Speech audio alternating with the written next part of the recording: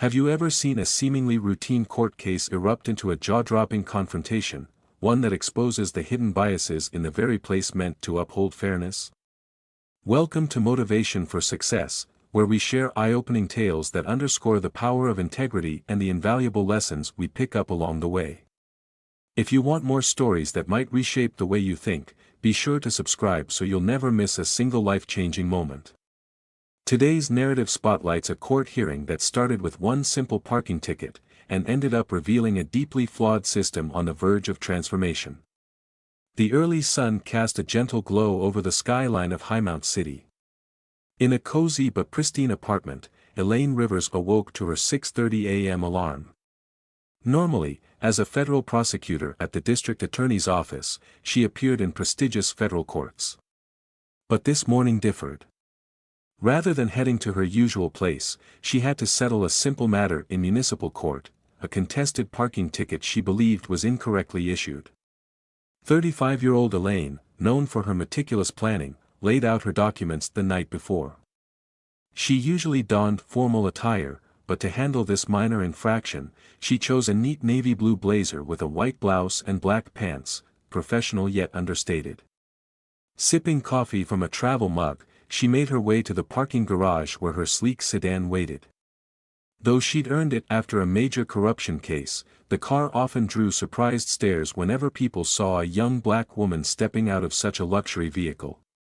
Traffic crawled through Highmount City's downtown arteries as Elaine mentally rehearsed her evidence, contradictory parking signs she had photographed.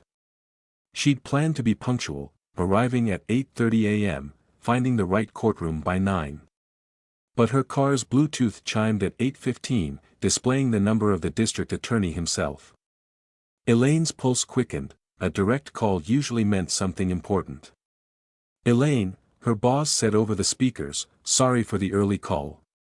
We have a crisis in the Delacroix trafficking case. A last-minute motion just came in, and we need your analysis ASAP." The Delacroix matter was one of Stonefield's largest trafficking prosecutions.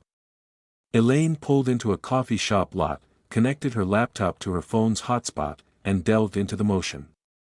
Engrossed in dissecting complicated legal arguments, she lost track of time.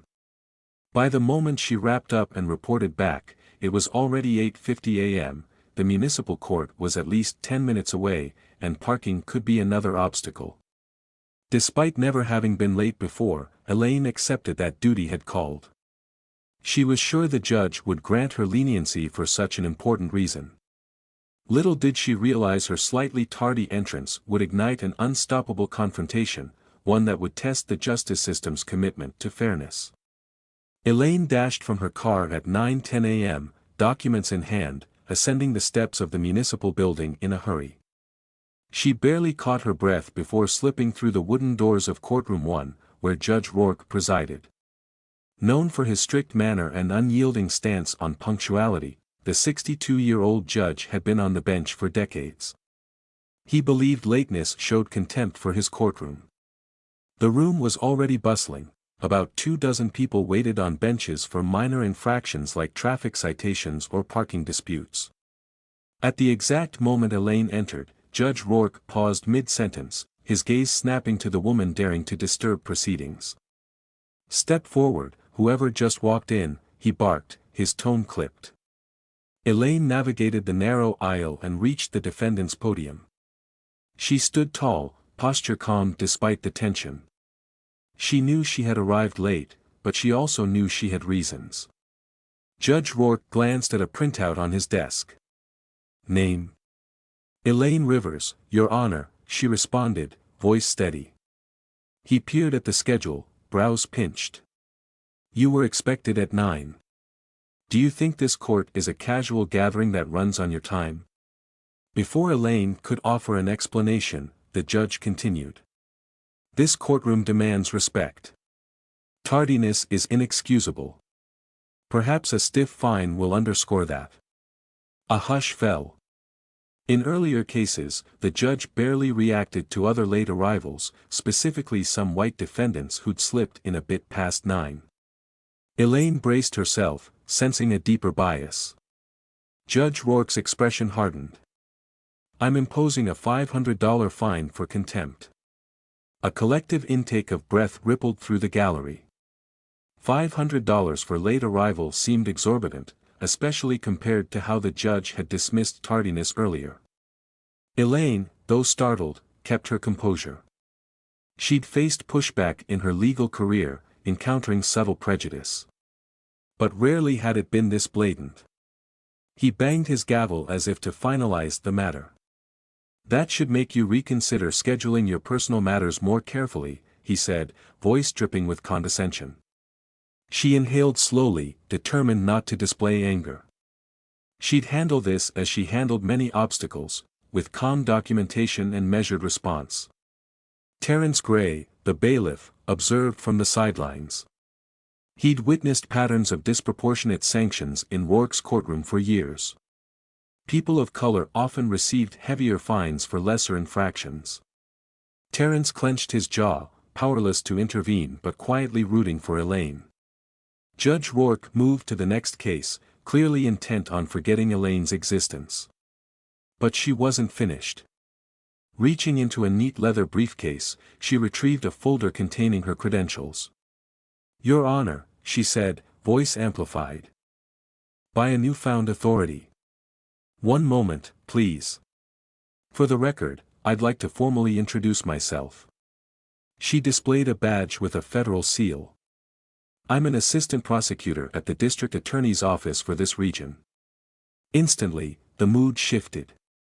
The judge's smugness deflated, his eyes widening at the revelation.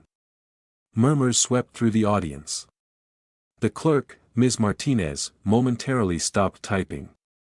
Terence Gray allowed himself the faintest grin, seeing the judge's sudden unease. Elaine continued, I apologize for being late. I was finalizing a critical motion in the Delacroix trafficking case, one of the biggest in Stonefield. My office can supply written confirmation if needed. Looking visibly rattled, Judge Rourke said haltingly, had I realized your position, Ms. Rivers, I. Your Honor, Elaine gently interrupted, my position should not matter. Justice depends on equal treatment, no matter who stands at this podium. Her pointed remark rang loud and clear.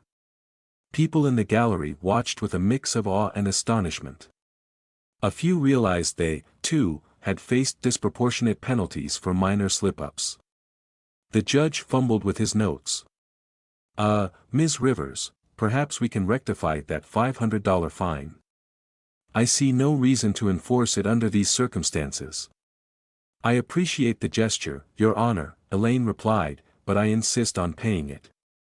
Let it stand as evidence of how quickly a court can impose harsh measures on some while overlooking identical tardiness in others. Gasps rolled through the crowd. By refusing to let him dismiss the fine, she underlined the point, if a fine could be so easily erased for a well-connected person, how many unfair penalties stayed in place for those with no influence? When Elaine exited the courthouse, news of her bold stance had already begun to spread. Within hours, local legal circles buzzed, a federal prosecutor had been slapped with a large fine for tardiness, only for the judge to backpedal once he realized her status. At her district attorney's office, Elaine balanced her usual workload, file reviews, case strategy, but her phone wouldn't stop buzzing. Lawyers of color messaged, recounting how they, too, had been singled out for minor infractions in municipal courts. Community activists wanted to highlight her story in public forums. Even a local journalist named Henry Cho left a voicemail requesting an interview. Your stand is stirring discussion about systematic bias in small claims in municipal courts, Cho said. We'd love your perspective. Meanwhile, Ms. Martinez, the court clerk, confided in coworkers, she had silently tracked Judge Rourke's treatment of defendants for years. She recalled how easily he excused tardiness for certain individuals while berating others. It's time we speak up, Ms. Martinez told Terence Gray. The bailiff agreed wholeheartedly. Within days, a civil rights group launched an informal inquiry into Judge Rourke's rulings. They reviewed months, then years, of case logs. The data suggested a pattern, minority defendants often got maximum fines or lengthier admonitions for the same offenses that earned minimal scolding for others. Elaine herself began hearing from ordinary residents. Some had parted with huge fines for small missteps. Others described being cut off repeatedly whenever they tried to explain themselves in Rourke's court. For each new story, Elaine made notes and forwarded them to her district attorney's office. It became clear that Rourke was no lone outlier, the entire system's practices deserved scrutiny. The local oversight committee soon received enough complaints to open a formal investigation. They interviewed Ms. Martinez, who produced personal logs detailing thousands of suspicious judgments. Terence Gray provided a statement, admitting he'd witnessed repeated unfairness but felt powerless to intervene without losing his position. Press coverage exploded. People marched outside the courthouse, brandishing signs like, "Courts must be equal for all."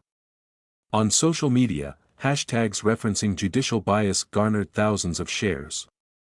Judge Rourke, blindsided by the spotlight, refused interviews. Rumor had it he was scrambling to hide behind procedural jargon. But the review board demanded a thorough examination of every tardiness contempt fine, each traffic or parking dispute, across a substantial time span. The cracks of systematic bias had grown too large to conceal.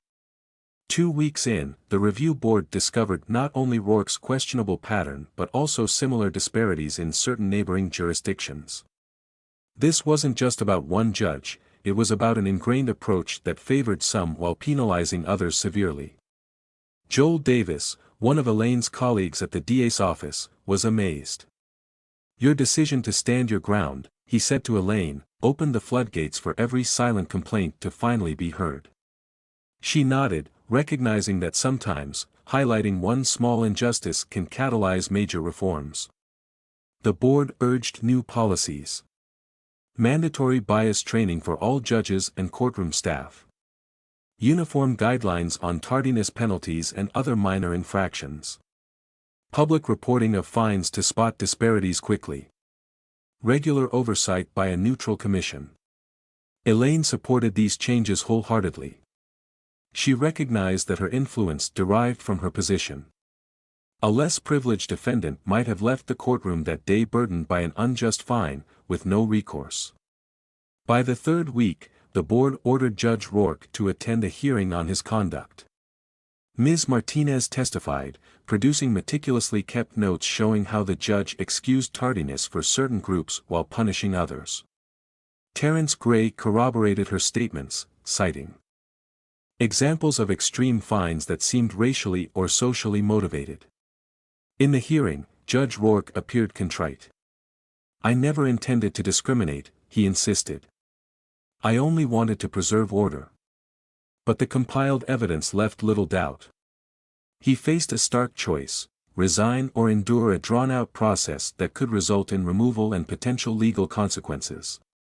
He retired quietly, issuing a statement acknowledging unintentional bias but claiming he always sought fairness.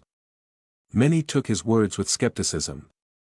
Still, the exposure forced the entire local judicial system to confront how easily prejudice takes root when left unchecked.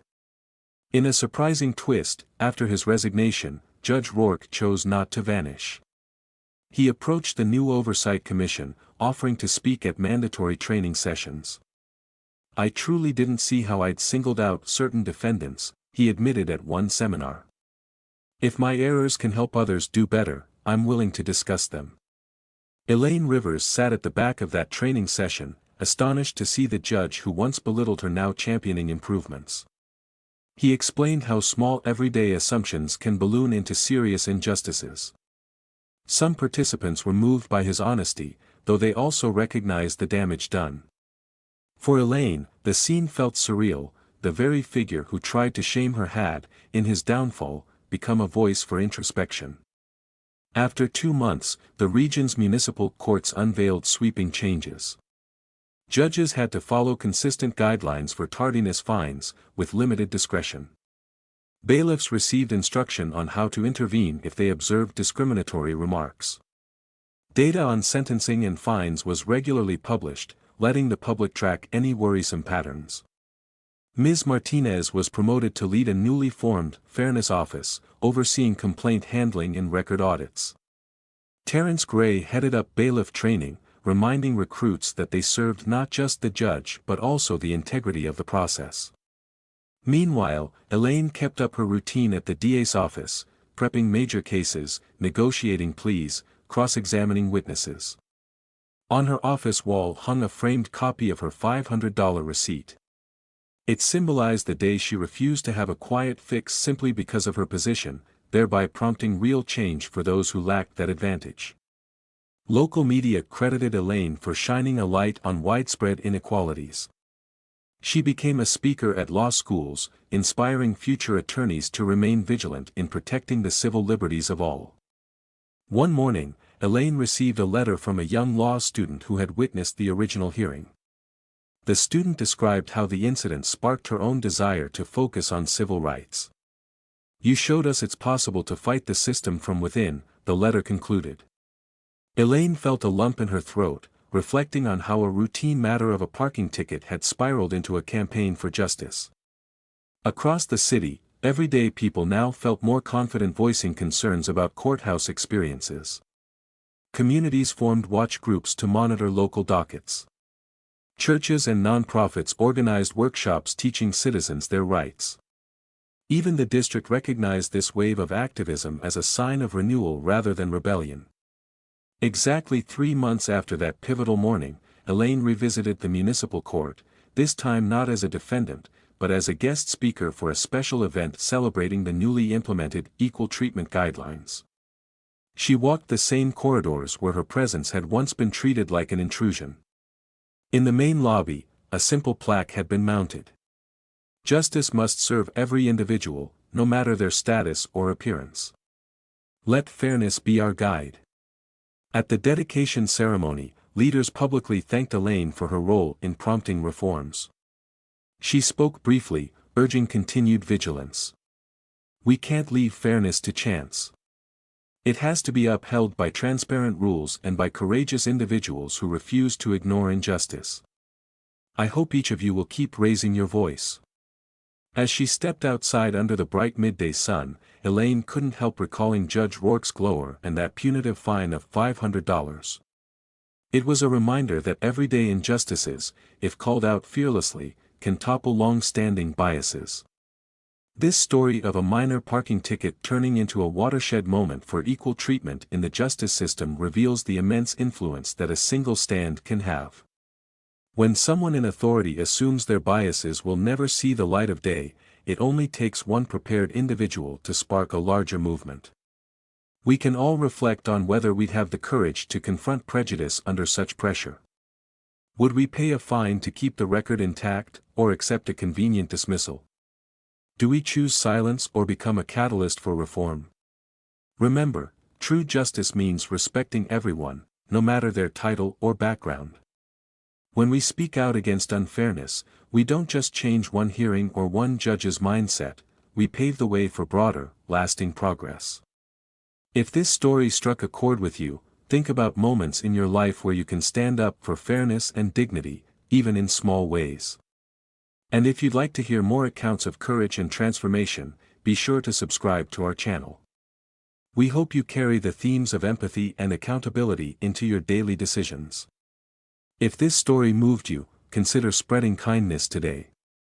Sometimes, the smallest action, a word of support, an offer of help, a refusal to ignore a wrong, can ignite a path to greater justice for everyone.